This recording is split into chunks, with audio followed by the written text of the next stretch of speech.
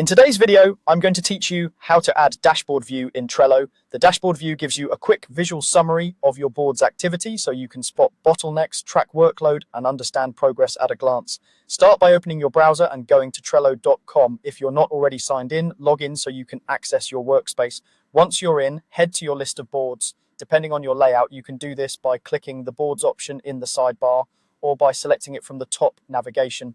This shows all the boards you have access to within your workspaces. Choose the board where you want to use the dashboard view and click to open it. Make sure it's the correct board, since the dashboard will summarize the data from this specific board only. If the board belongs to a workspace with multiple projects, double check the title so you're analyzing the right one. At the top of the board, look for the Views section. You'll typically see a button or a label that says Board with a small arrow next to it, or a Views button. Click that to open the drop-down. This menu lets you switch between different perspectives like table, timeline, calendar, and the one we want today, dashboard.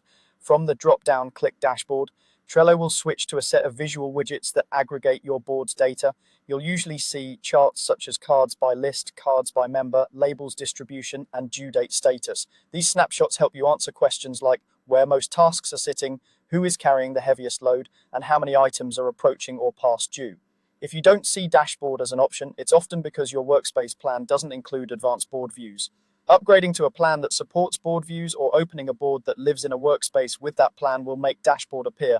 Also note that visibility can depend on your role on the board, so ensure you're a member with appropriate access. A quick tip for meaningful dashboards: add due dates, labels, and members to your cards.